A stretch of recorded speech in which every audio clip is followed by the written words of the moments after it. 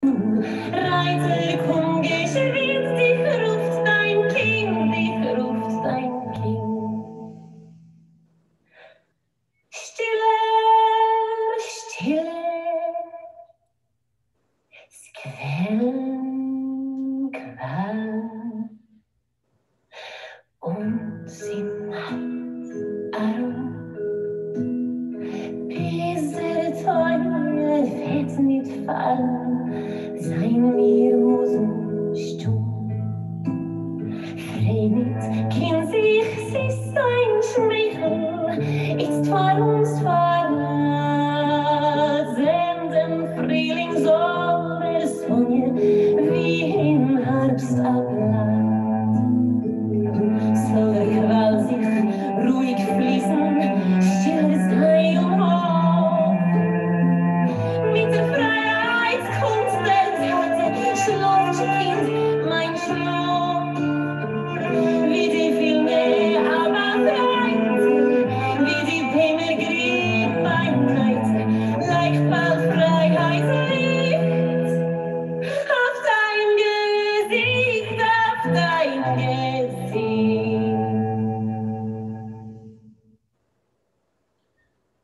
Well, this is a lullaby with very, very sad words that reflect the reality of what was going on in the Warsaw Ghetto at that time.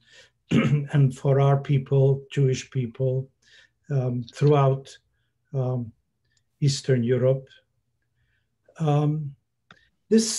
What I'm going to talk about today, or what we're going to be talking about today, is Rebbe Kalonymus Kalman Shapiro, the Piaseczno Rebbe, who later on also became the Warsaw Ghetto Rebbe. And the way we will be talking here, the whole narrative, is very different from the previous three Rebbes. In all the three Rebbes we talked about, there was a certain level of magic and miracle. There is no magic in the story, in the narrative about Kalonymus Kalman Shapiro.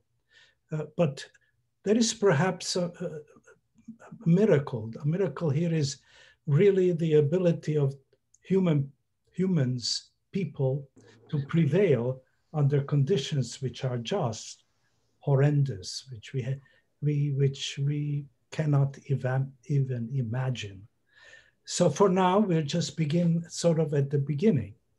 Rabbi Kalonymus Kalman Shapiro was born in 1889, and he died in 1943. He was named after his maternal grandfather, Kalonymus Kalman Epstein. Now, you may have noticed that Kalonymus Kalman doesn't really sound like a Jewish name. And that's because it isn't, it's Greek. And these names, these Greek names were, and to some extent still are, not so much common, but around among Jews.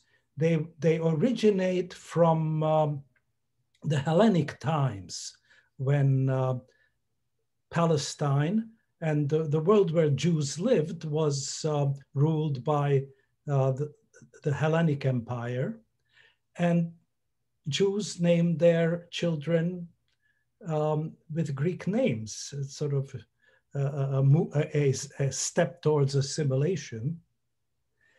And some Jews maintained these Greek names, as the Kalonymus, as the Shapiro family, and the name was propagated usually from grandfather to grandson. So another very common Jewish name is Alexander, although not so much these days, but it used to be a very common name. Again, a Greek name. Now, Shapiro's father died when Kalonymus Kalman was 3 years old. So he was raised by his mother and sort of the larger family, which was a very illustrious family. many rebbes within that family, great Talmudic scholars. He had a very gentle, loving, but studious upbringing. Um, he was engaged, and again, we've seen that with other Hasidic families. He was engaged to be married when he was 13 years old, and he got married when he was 15. And he went, as was the custom, to live with his father-in-law. The couple lived with the father-in-law until he finished his studies. He was brilliant, genius, really, he was called. And he left and went on, started his own home when he was 19 and was called to be the Rebbe of Piaseczno when he was 20, which is very young to be a Rebbe, but he was already so well known for his accomplishments. Piaseczno is a small town very near Warsaw. It's sort of actually a suburb of Warsaw. And the couple had two children, a boy and a girl. He was very close to his wife, whose name was Rachel Chaya Miriam. And everybody who had visited their home speaks of the warmth and love between Rebbe Shapira and his wife. He moved to Warsaw. That is, he still lived in Piaseczno. He had and was a Rebbe of the Piaseczno community, but he also had a home in Warsaw where he started a yeshiva, which eventually became one of the best known yeshivas in Poland and also one of the largest. He thought of himself primarily as an educator, that he saw that as his main role and the main importance of what he could be doing. He was opposed to the traditional yeshiva learning, which was very strict and largely stressed memorizing the texts. But his stress was on joyous learning, on exploration, on questioning. And he brought in many sort of modern ideas into dealing with his students. So, for example, he gives advice to one of his students who is really, really angry and raged with somebody. The narrative doesn't say to what the rage was all about, but it was intense. And Rabbi Shapiro advised him the following. He said, you write a letter and detail all the things you absolutely hate about this person and can't stand and the ways that he hurt you. And then take that letter, but do not send it. And pretend that this person whom you really, really are so angry at is sitting in a chair, and that you are, and every morning you get up, and when you finish with your prayers, you read this letter to this imaginary person in the chair, and do this for 40 days. And after that, see how you feel. Now, this sort of is the shades of Fritz Perl's Gestalt therapy, but there he was before Fritz Perl in the 1920s, this even earlier. This is what he advised his students. He also was very set on, considered it very important for his students to meditate, just sit quietly and watch the thoughts go by. And his instructions in his book, he wrote a book called Chovat HaTalmidim, students' responsibilities, a pedagogical book. And he has instructions on how to meditate. And those instructions are pretty much identical to mindfulness meditation exercises today. So he was very creative and modern in his approach and revolutionary. Not all Hasidic and Orthodox rebbes agreed with him, as you can imagine, but that's what he did. He brought in dancing, he brought in music and singing into the yeshiva, where his students did that. And he became quite an accomplished violinist. And he said, singing and music is very important, because he said, with music, you can uncover your soul. And so there was always a lot of joyousness and music in his yeshiva. He came in contact with many Hasidim. His name spread across Poland, and he was in correspondence with many Hasidim who advised on various things in their lives, who asked advice, various things. Even rebbes came to him asking advice. He was unbelievably, or so people say, physicians who knew him left some records of that, skilled as a physician. Although he never had any training formal training as a physician, he had many physician disciples or students and became friends with many of them, particularly, I imagine, a surgeon, Dr. Soloveitchik. I wouldn't be surprised if he's related to the Rebbe Soloveitchik, who was a rabbi in Boston, very well known, and learned a lot of medicine from Rebbe Soloveitchik. So much so that he wrote prescriptions to his Hasidim who came for medical advice in Latin. He learned all the Latin he needed to write prescriptions, and his prescriptions, because of his reputation and the recommendation he was given by the physicians in Warsaw, his prescriptions were recognized and honored by the pharmacists in Warsaw.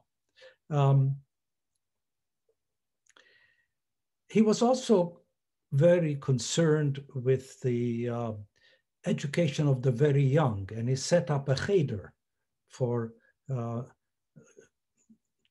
boys between the ages of 6 and 12, where they learned the Chumash and eventually Talmud, and from there they would go to the yeshiva.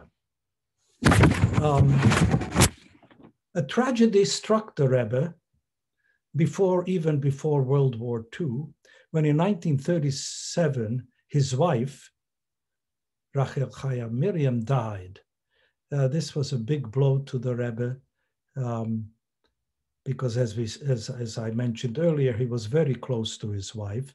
And one of the visitors to his shiva, tells that the Rebbe Shapiro, took him to one of the cabinets there and opened a drawer and picked out one of his lectures or sermons, one of his drashot. And immediately the visitor noticed that that halfway the handwriting changed. And the Rebbe told him, I was called away to an important thing that I had to go, and I did not finish my drush for that Shabbos. So when I came back, my wife finished the drush, and that's her handwriting you see there. And it was every bit as good, or maybe better, than I could have done. So just as a little side information, the way the Rebbe and many others did it that way, they wrote out their lecture or their drush in rabbinic Hebrew.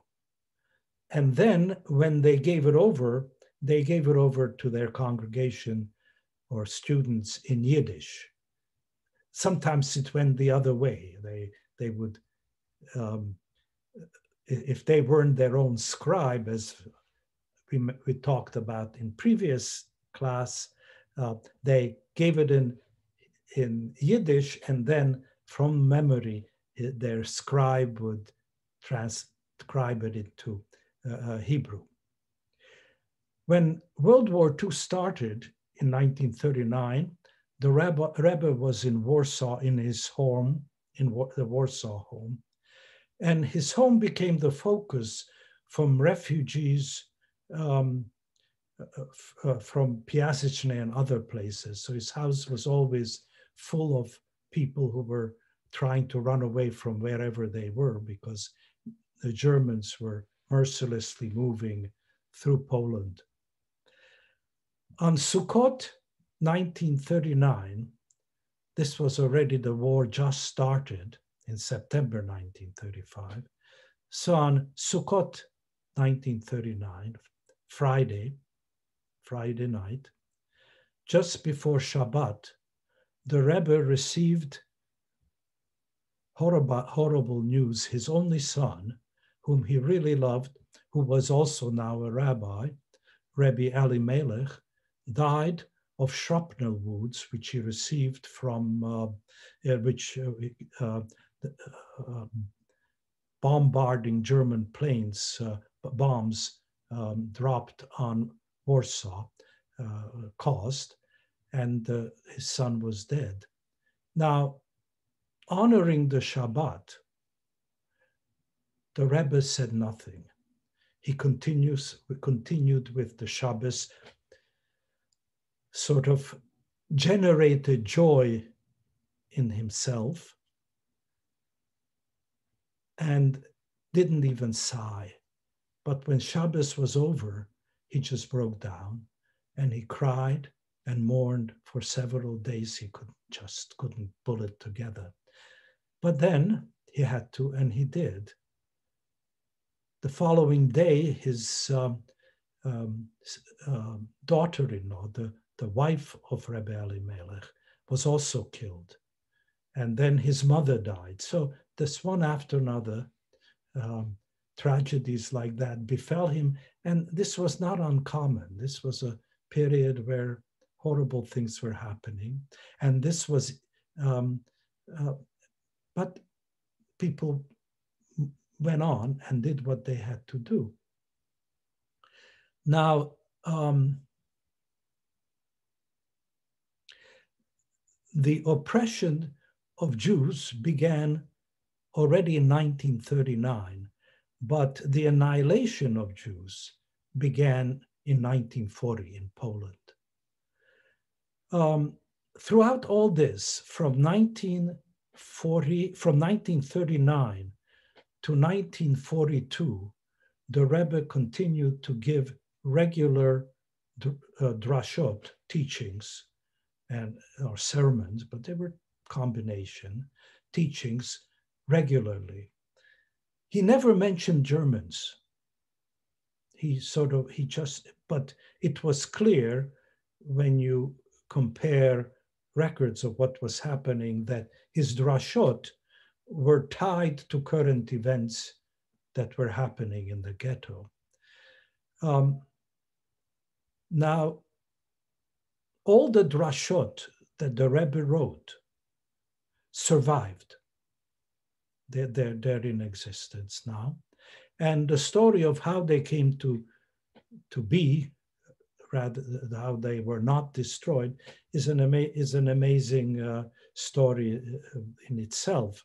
There was in a ghetto an organization, secret of course, called Onek Shabbat or Oinek Shabbos in Yiddish.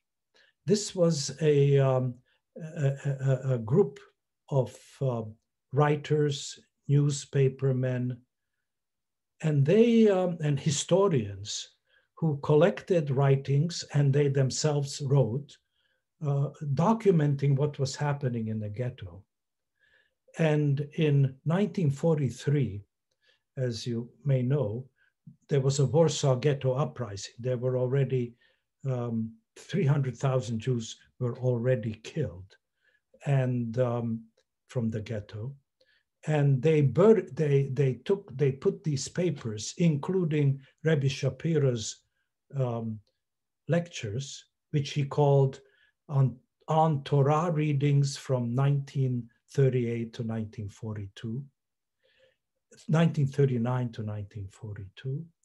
And they put it in large milk cans. And I don't know whether you've seen these old-fashioned large milk cans. You can see them in some antique stores. They are about 2.5 feet tall, and they have a cover that clamps down, so the cans are watertight. And they buried them. Now, of course, the ghetto was turned into rubble. And in 1945, as workers were clearing the rubble, they unearthed these metal cans. And one of the workers opened the can and he recognized that these were Hebrew letters. So he took the can to one of the American soldiers, and the soldier took it to the Jewish chaplain, and the Rebbe left instructions. He said it's a very moving letter, which we can read some other time. But basically, the letter gave instructions that if he doesn't survive, and he expressed his doubt that he would, to send his writings to his brother in the land of Eretz Israel, and that happened. And his book was then published under the name Eish Kodesh, and Holy Fire. And that is what is actually known by that name. In English, the Holy Fire was translated, a large part of it was translated by Rabbi Nehemiah Poland, with whom we studied for a while, Judith much longer than I. And he has commentaries and part of the translation in the book. So back to the ghetto now.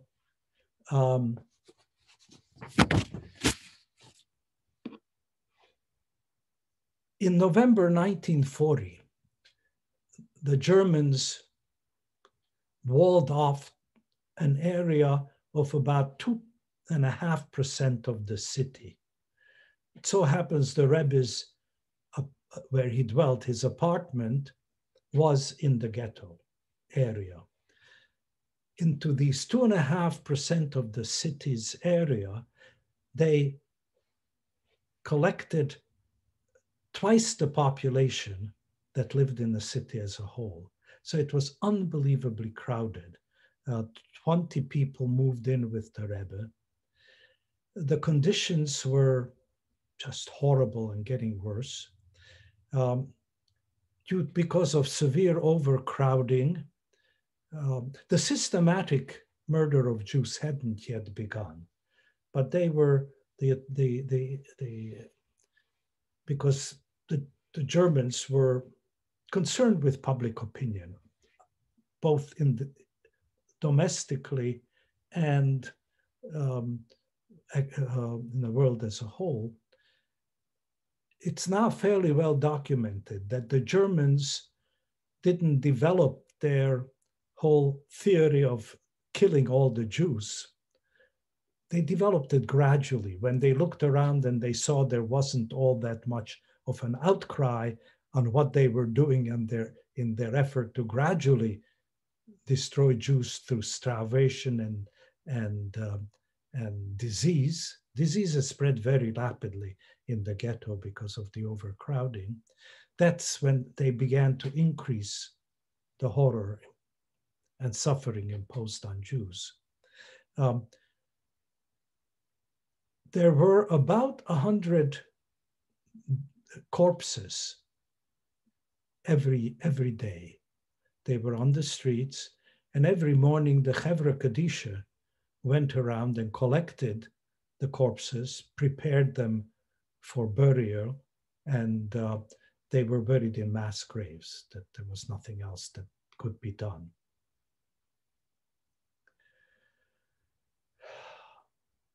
During the first 2 years of the war and of the ghetto,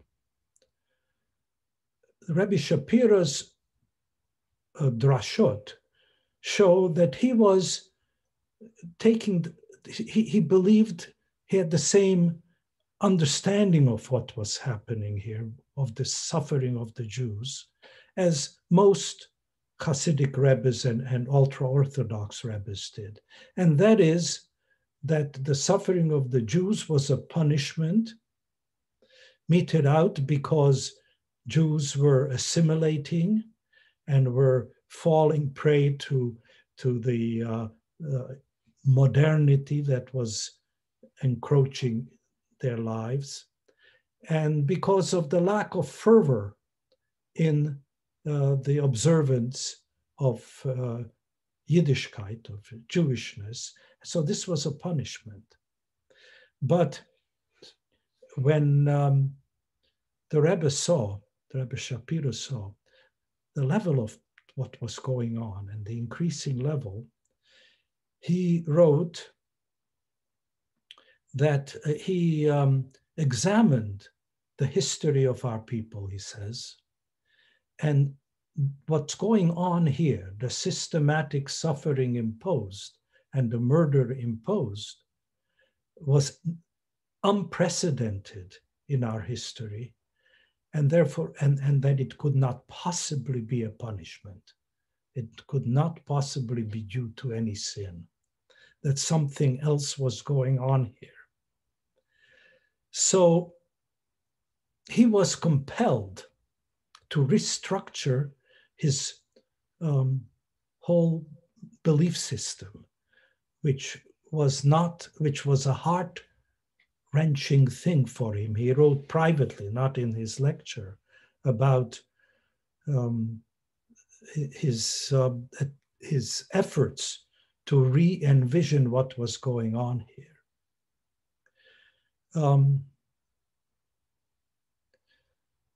And he was able to do that, remaining within the tradition within the Jewish tradition, and retaining his firm faith and belief in God. So let's think back, just watching. Let's think back on what we studied a couple of weeks ago, of what the Baal Shem Tov wrote. He wrote, we should learn and reflect to the best of our capacity. But when we reach a point where we are unable to make sense of life, we need to substitute faith for understanding. And the Bratslava Rebbe added, to foster faith that will bring redemption, the task of the tzaddik is to generate pure imagination. And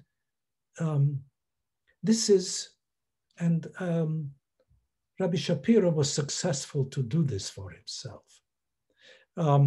He went back to the Talmud, to one of the Agadot in the Talmud, Agadah, a story, in section Berachot. Rabbi Yossi, who was a 2nd century Tanai, the writer of the Mishnah, so one of the early writers of the Talmud. And Rabbi Yossi says, I was once traveling on the road, and I entered into one of the ruins of Jerusalem in order to pray. Eliyahu Hanavi, Eliyahu the prophet of blessed memory, appeared. Eliyahu by then is, of course, not alive, but there is the tradition is full of legends about Eliyahu. Eliyahu appeared and watched over me till I finished. He watched at the door. He did not enter the ruin till I finished my prayer. My son, what sound did you hear in this ruin? I replied, said Rabbi Yossi, I heard a divine voice, bat kol, that's what a divine voice is called, cooing like a dove and saying, woe is me that I destroyed my house and burnt my temple and exiled my children among the nations of the world. So here God takes the blame for what is happening to the people. Rabbi Shapiro then says, when a person suffers, God suffers much more than the person suffers, because God is infinite and therefore God's suffering is infinite. After further examination of the holy writings, Rabbi Shapiro concludes that evil has expanded in the world. The enemy is now primarily God. And Israel suffers because she identifies with God. Israel participates in God's suffering. In the words of Nehemiah Poland, when an enemy is doing all he can to push God out of the world, which is what was happening then in the environment controlled by the Germans. When the enemy is doing all he can to push God out of the world, the task of the person is to help God recover God's place in the world. And that is what Rabbi Shapiro did to his final days. Throughout all this, Rabbi Shapiro did all he could to help people. He tended to the sick. He comforted people. He performed weddings and circumcisions, ran a soup kitchen. By early 1943, about 300,000 people of the ghetto were killed and were shipped to extermination camps. And there was very little hope. The ghetto uprising, the Warsaw Ghetto uprising, was collapsing. Still, Rabbi Shapiro organized secret baking of matzah for Pesach. Amazing. He had several opportunities to be smuggled out of the ghetto to safety, but he refused to leave. As best I can ascertain from records that I read, he was killed on November 3rd in 1943 in the Travniki camp where the remainder of the Jews were shipped after the Warsaw Ghetto collapsed. Actually, about 50 people survived the ghetto. They were fighters in the ghetto, and some Jews from outside managed to penetrate through sewer pipes and save some of the fighters, but not Rabbi Shapiro. So now I'd like to tell you a story of Rabbi Shapiro, which we heard from Rabbi Shlomo Carlebach. Rabbi Carlebach was a great storyteller, a writer of songs that, unbeknownst to many of us, actually have become part of the liturgy. And And this is the story that Shlomo, nobody called him Reb Shlomo, so it was just called Shlomo. This is the story that Shlomo tells. He was giving a concert in Tel Aviv. He traveled all over the world. And after the concert, it was now late at night, he was walking up along Yarkon Street. Yarkon Street is a street that runs parallel to the Tel Aviv beaches, and it's lined with high-rise apartments and hotels. And there he saw a man bent over a push broom sweeping the street. And as Reb Shlomo passed him, he said, "Shalom Aleichem," peace be with you, standard greeting. And the man answered, "Shalom Aleichem." And Shlomo immediately recognized that this was a strong Polish accent. So he asked, he called everybody brother. "My brother, are you from Poland?" And the man answered, "Yes, I'm from Poland." And he said, "Well, where in Poland?" And the man said, "Piesichno." And Shlomo said, "Wow, Piesichno, did you know the Piesichno Rebbe?"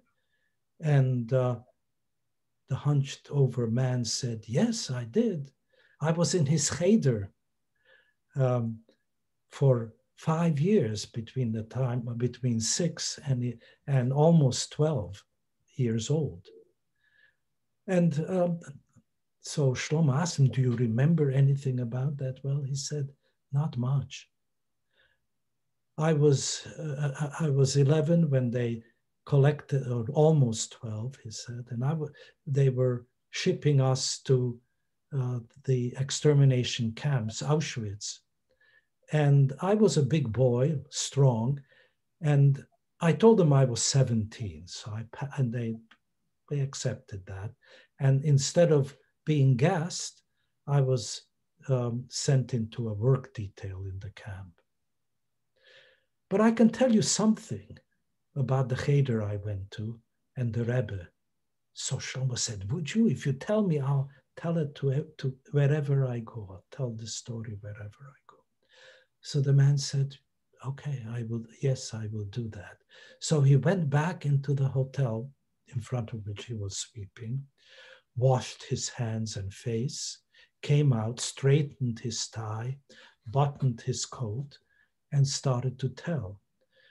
So he said, "We were in this cheder, and we studied all day. We studied first Chumash, and then later the Talmud. But every Friday night, we would get together in a big dining hall, to eat supper, Shabbos supper together.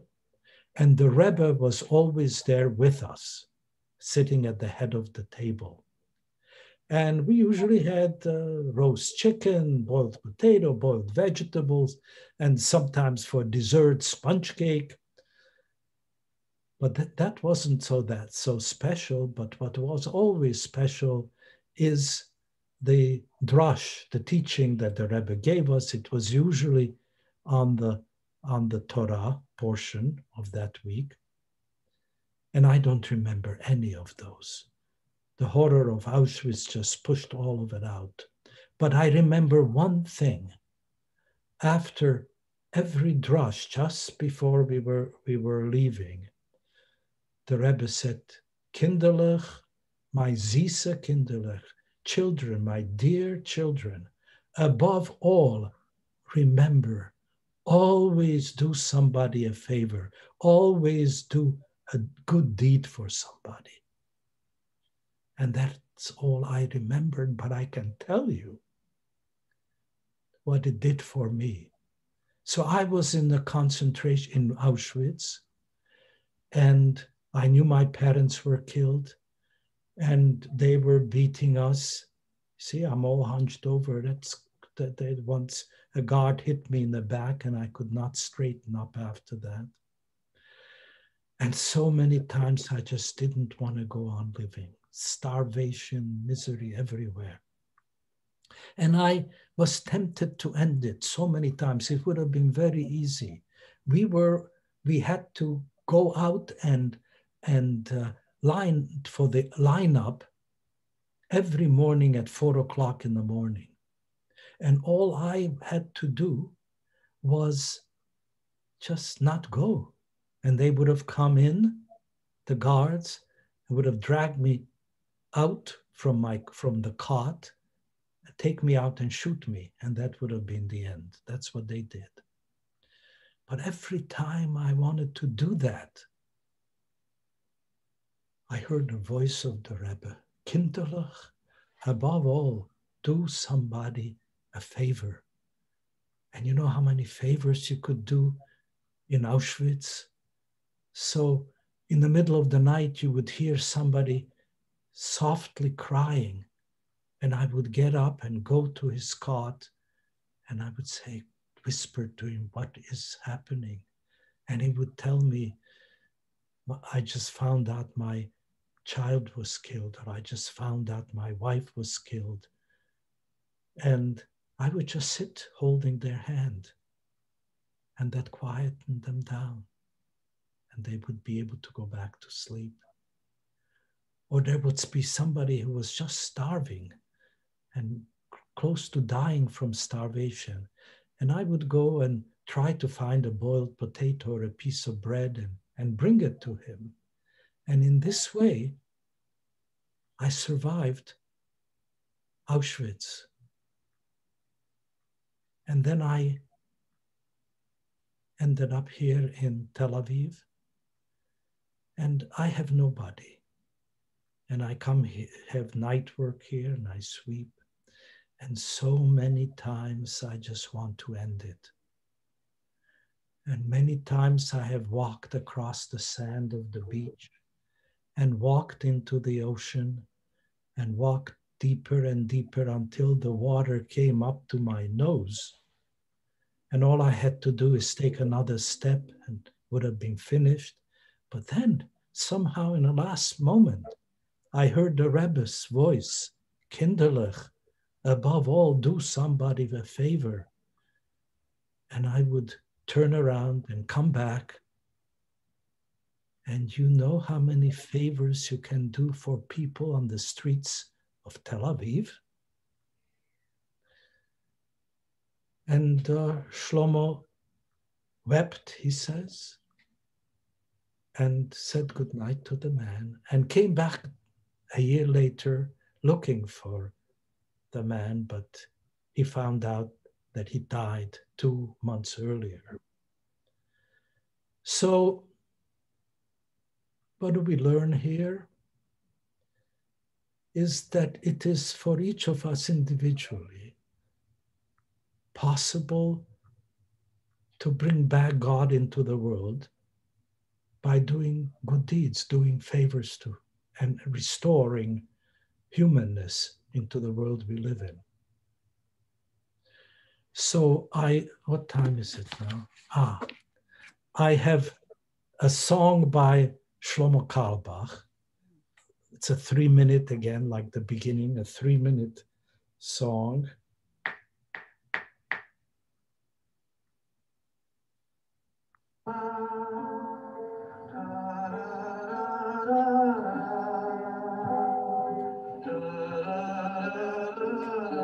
Is it loud enough?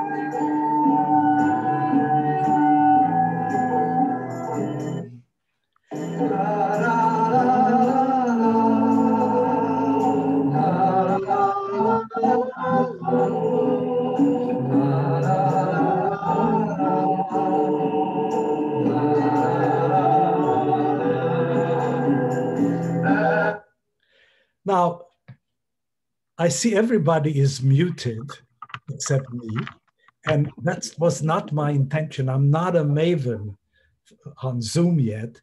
So I believe there is a way for me to unmute everybody. First, try to unmute yourself. Maybe that will work. That works. And Can you hear? unmuted. Okay. So we have a little more than 10, 15 minutes if you want to stay a little longer. And there was never much time for questions or comments or answers in our previous three storytellings. So if you have any, please ask, and maybe somebody can answer, or whatever comments you'd like to make.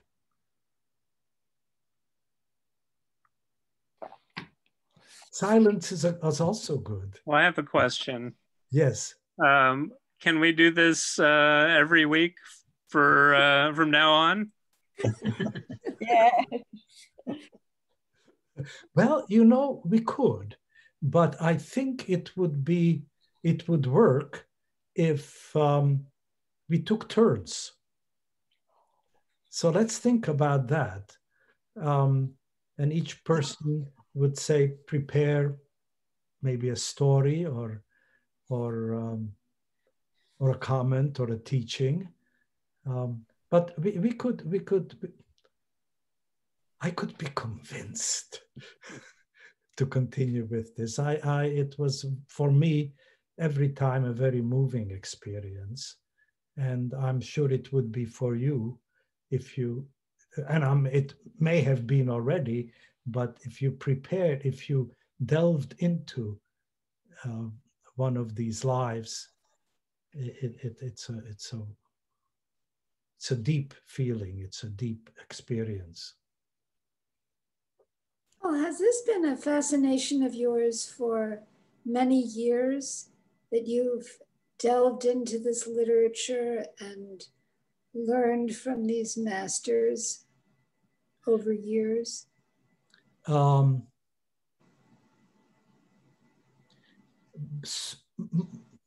Yes and no, sort of by osmosis. I listened to many talks and read. I have always told stories, but not in a way that we have done now. I love telling stories, but I think we are all natural storytellers. We also certainly tell stories to ourselves, and all we have to do is bring out the stories we tell ourselves, and it's done. I have a question.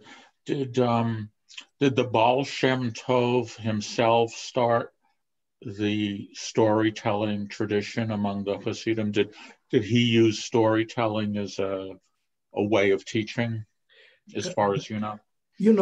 We don't know all that much about the Baal Shem Tov. He did mostly teachings, and all the stories we have about Baal Shem Tov were written by other people after his death, actually.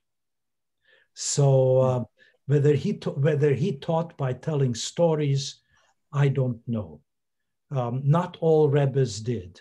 The Piasnitzer Rebbe was not a storyteller. He taught. Obviously, Rabbi Nachman told stories. The Kalever Rebbe mostly sang. And so I don't think the Rebbes told stories as much as the stories were told about the Rebbe. Yeah, and I guess it's reasonable to assume that each Rebbe's disciples had some stories about their masters. Exactly. And for example, when Jiří Langer went to the Belzer Hasidim, he doesn't mention at all that the Belzer Rebbe told stories. He mentions stories that the Hasidim told as they were sitting around smoking their pipe. By the way, pipe smoking was a big thing among Hasidim. It was a ritual almost. They drank tea in the Russian way. That is, you put a sugar cube in your mouth and then you sip the tea through the sugar cube and smoked their pipe. So the Belzer Rebbe didn't tell stories. So my guess, Jeff, is that the Rebbes themselves didn't tell stories, except for Rebbe Nachman, and he told sort of allegories, not stories about other Rebbes or about him, certainly not about himself.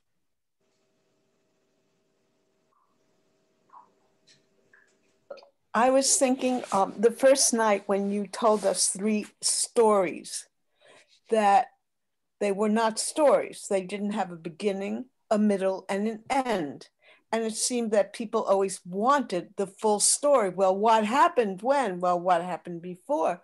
And I started to think that they didn't need to be that kind of a story. They were more like lessons. Yes. And each one was a lesson. So I don't know, why people felt they needed to be stories, classic stories. Well,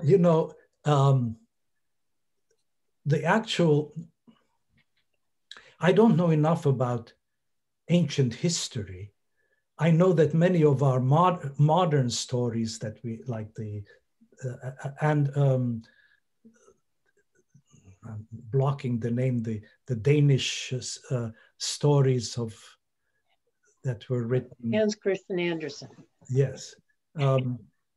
Were greatly altered from the way people told these stories to each other.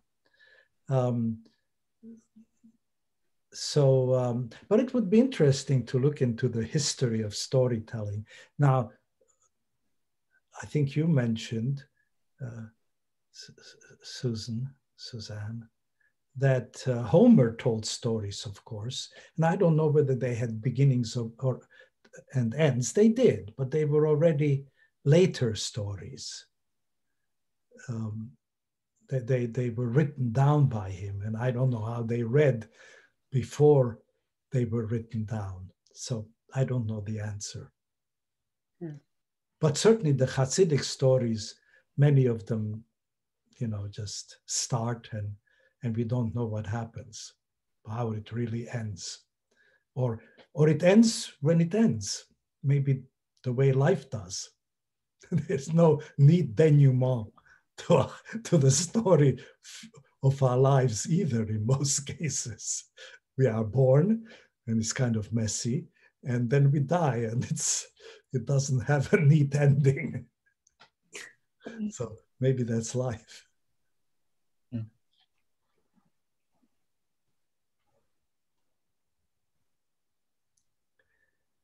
So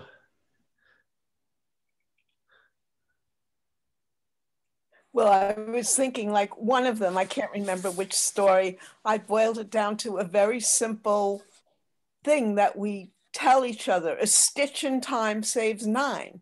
Yeah, exactly. There'd be like a whole episode demonstrating that. So they were demonstrating actual helpful ways of thinking and believing. You're absolutely right. And you just reminded me of something that I've experienced. So much depends who tells the story, of what effect it has. So if I tell you, well, a stitch in time saves 9, but if I say a stitch in time, that like it comes from a much higher place, right? Yes. So the storyteller has a major role on the effect of the story. And well, you tell beautiful stories. Thank you. but they don't come from me, you know. Yes, Yes, they they do. do. You're telling them they come from you. Thank you. Yeah, I mean, that's one thing that I think of from Art Green. A lot of what the Hasidim were doing was trying to shock people out of complacency or out of what they thought they knew. They were oftentimes like revivalist preachers going around trying to come up with new interpretations that would bring people to a new place. So it might be a story that even had familiar contours to it, but in the telling and by the novelty of the telling, the novelty of the teaching, you would come to an entirely new place. And that was, I think that's what storytelling is about in a way. It doesn't matter if the story is one that you know, it's how it's brought to you and how it's made to move you. Yeah. So much in the same way that like a jazz solo does or something like that. Yes, that's absolutely true. The sort of the tragedy of us humans is how quickly novelty or some beautiful insight sinks into habit. And Hasidism, with the Baal Shem Tov and the Bratslaver Rebbe, had an enormous power. But by the third generation, it became as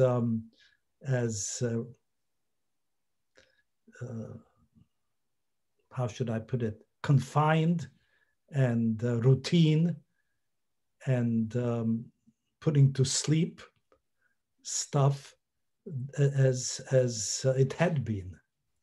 So rejuvenation is sort of has to happen almost every generation, and maybe even every year for each of us. Maybe that's what really the festivals are about. In our tradition, of course, God keeps trying. He puts in new air, in new soul into us every day, but doesn't take hold all that well. Yeah, and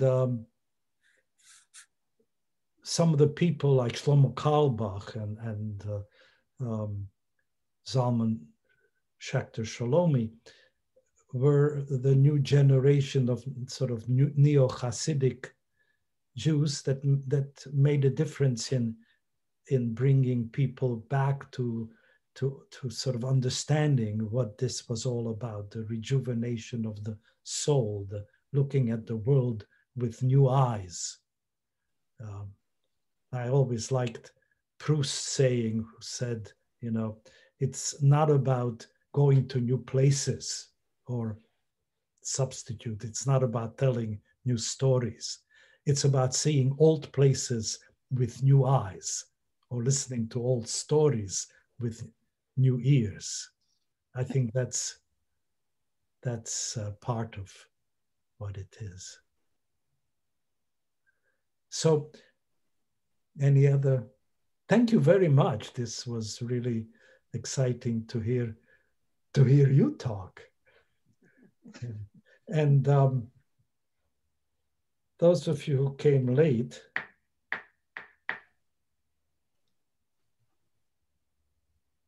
I'll play again. I'll start and you stay as long as you want to hear it, or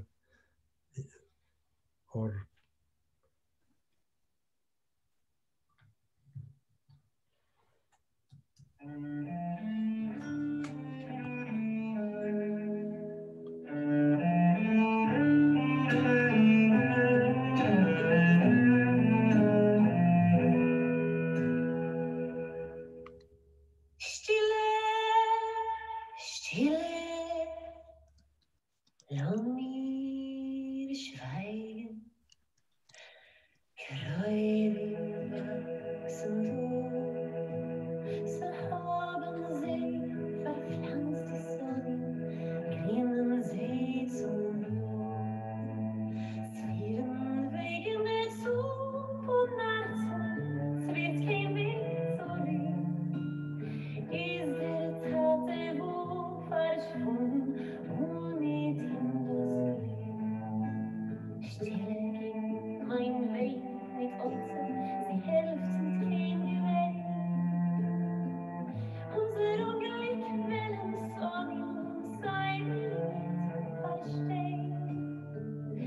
haben Breges euch die Jan, so haben Süßes euch nur zu unser Peinlich Wieselschein.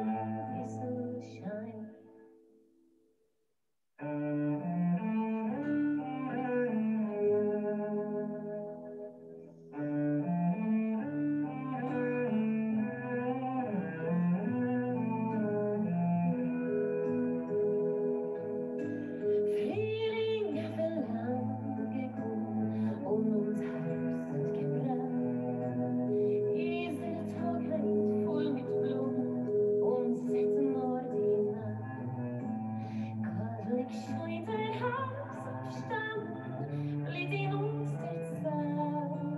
Bleibt verjossen två Mann, skint geht auf undan. Fint hur vill hackischen Toich gejocht im Wein. Sie kräser ist im Hirnerein. Stret ich euch gut verruhen von der Finsterleichen zu. Reiter, komm, geh schwind, dich ruft dein Kind, dich ruft dein Kind. Stille, stille, Quellen, Qualm und sin Arum. Diese Teure wird nicht fallen, sein mir muss stumm. Fremd, kind sich, sie ist ein Schmeichel, ist vor uns senden Frühling soll der Sonne wie in Herbstabland.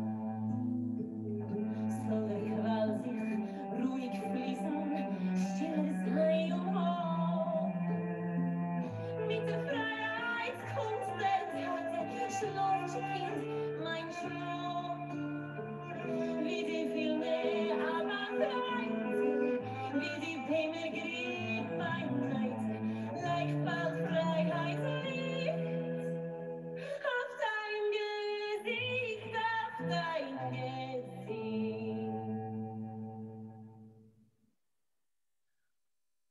Well, thank you. And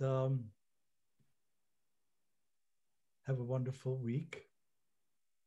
Thank you. Thank you very so much. Thank you, Paul. I'm sorry I missed the first three, but this was just spectacular and life-changing. They are, you can get, they've all been recorded. And that reminds me, I should stop the recording.